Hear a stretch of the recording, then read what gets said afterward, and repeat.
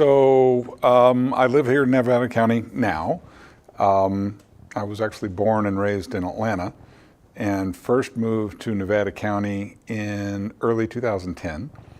And I lived here until early 2014 when I got relocated to New Hampshire and lived in New Hampshire for a little over 3 years and then relocated back here about a year and a half ago. I came for work. I'd been hired by General Dynamics when they owned a facility here, and I ran the engineering organization over there. And it was GD that relocated us to New Hampshire. And after about 3 years out there, a friend of mine and I both decided to leave GD and start a company. He and his family lived here, and my wife and kids are California girls. So we decided to come back here and start our company. So the company that I'm with now, I co-founded with my friend Alex Pavlov, who's down there in the office. We specialize in doing virtual reality and augmented reality systems that deliver real-world, real-time data to the user.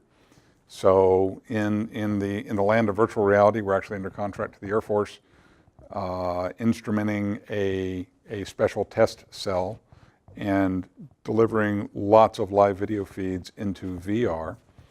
And then for augmented reality, we've developed the ability to wear a set of smart glasses like the Microsoft HoloLens and reference everything in terms of geographic coordinates, in terms of latitude, longitude, and elevation, so that instead of being bound to an office environment or an indoor environment, we can actually take the HoloLens and go outside and reference it to real-world coordinates.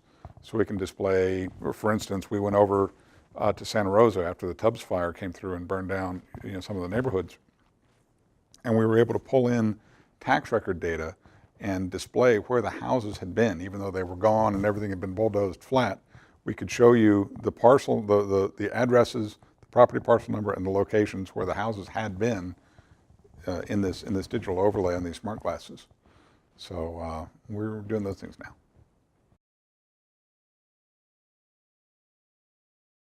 Oh yeah, okay, that's a good explanation. So there are two basic technologies. There's what's called virtual reality and what's called augmented reality. Virtual reality is about 5 years older and a bit more mature than the augmented reality stuff.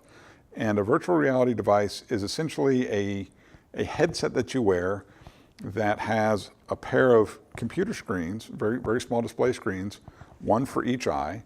And when you put the headset on, it actually blocks out all of your vision. So the only thing that you can see is whatever is being displayed by these two little screens.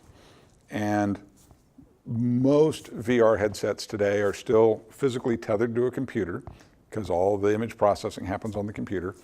And it creates a fully digital environment. So literally you're not seeing anything. It's black until it turns on. And then you look around and you can be standing on Mars or sitting in a race car or at the beach or skydiving or whatever it's going to be. And everywhere you turn, it uses the accelerometers that are inside the device, so it knows what sort of movement you've had, and it updates the display very quickly. So it's as though you were in that digital environment. Almost like kind of a personal green screen in a way. Where it's a truly synthetic, immersive sort of thing. You can look up, you can look down, and you're in that world. Augmented reality are these so-called smart glasses, are devices that also have displays for each eye. However, the displays are transparent. So it's kind of like a bulky set of safety glasses almost that you put on. The Microsoft HoloLens is the most impressive device on the market right now. And it is actually a fully functioning Windows computer that you wear on this headset. It's self-contained, there's no wires. It does everything from spatial sound to microphones to displays. It's got 6 cameras on it. And it allows, if I were wearing it, I could see all of you and everything in the studio, but I would also see digital images that are placed in 3 dimensions relative to where I'm at.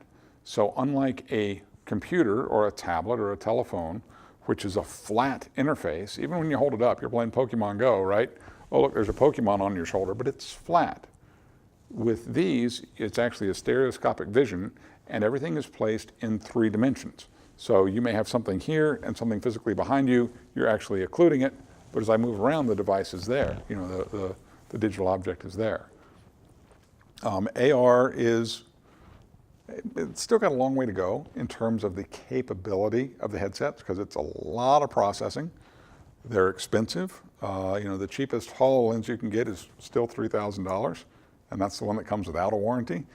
They're a little heavy. They kind of, you know, it's still kind of a development level technology. So many people in the industry will tell you that it's about a 5-year lag behind VR. It might be 7, 8, or 9 years behind VR.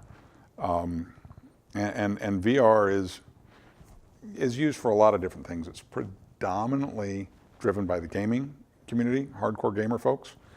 And there has been very limited adoption outside of the gaming community. The thing we're doing with the Air Force is a very interesting exploration that is truly a government/commercial sort of application for VR. That's not game driven, it's not telepresence or anything like that. So it'll be interesting for us to see where that goes long term. And you know, people are, you know, that's a mature enough technology now that people can kind of explore some of that. AR has a ways to go until those sorts of applications can be investigated.